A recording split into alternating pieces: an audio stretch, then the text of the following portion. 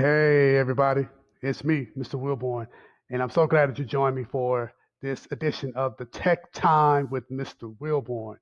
Today, we are going to be going over Zoom using polling.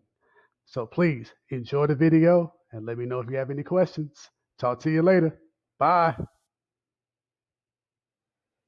All right, so the first thing you want to do is make sure you sign into our APS Zoom website. And once you sign in order to make your polls, you have to make sure that you have scheduled a meeting. You have to make sure of that first.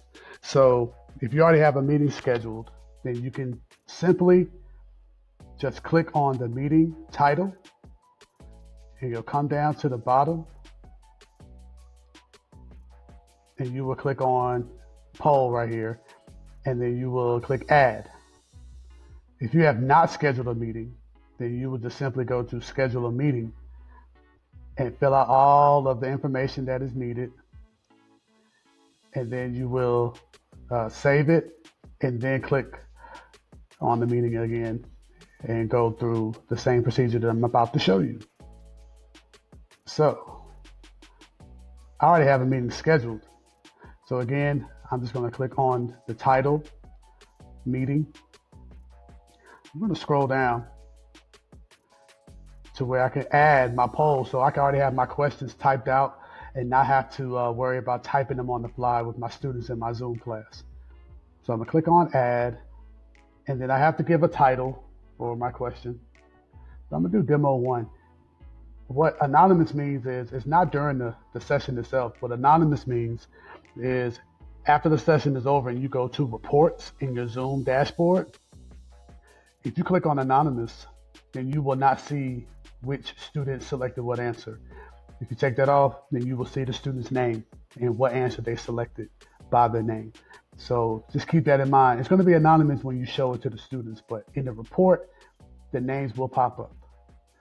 So I'm going to just do a question real quick. How are you? And I'm going to make mine single choice. I just want them to select one answer. On, okay, great. Now, if I want to, I can add another question, but what's going to happen is as I add another question right here, then every question I add, the students will see it all on one document. So they'll see question 1, 2, 3, and 4. But I don't want them to see that. I just want them to focus on one question at a time. So you have that preference on how you want to set that up. So I'm going to click save. When I click save, there's my first question. I'm going to stay right here and add one more question. Let's add one more question I want to ask. I'm going to call it demo 2. Question is today a great day? Peyton Way.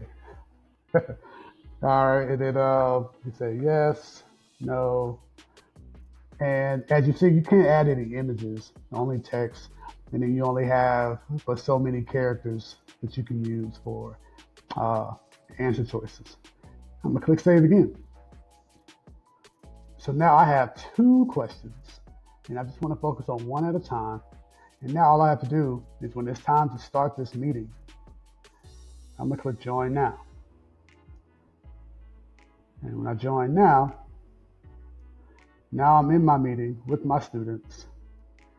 And now I'm going to share my screen.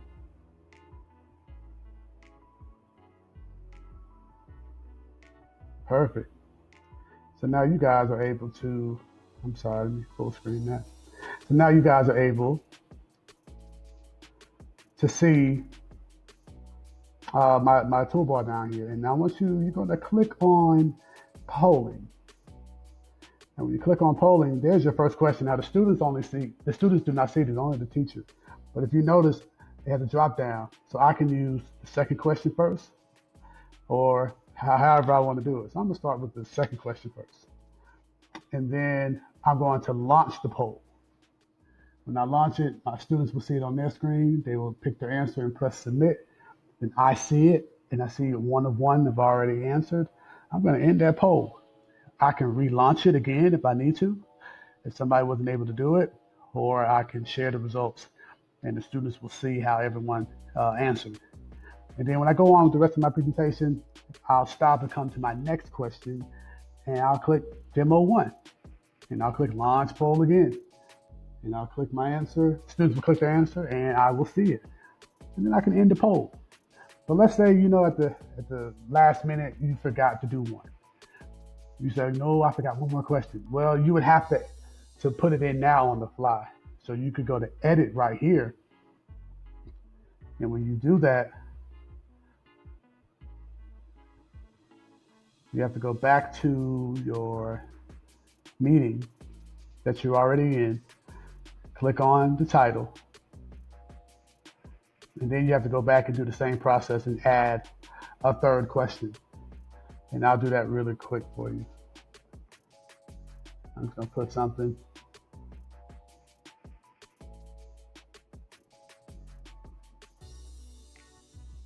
And there. So now when I go back to my meeting,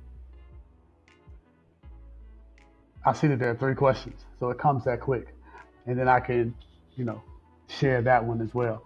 So that is how you can add the polling, another feature, to your Zoom session. I hope that this has helped you out and eased any questions that you may have about polling. If you have any questions, please do not be afraid to ask me, reach out to me, email me, and I would love to help you. Talk to you soon.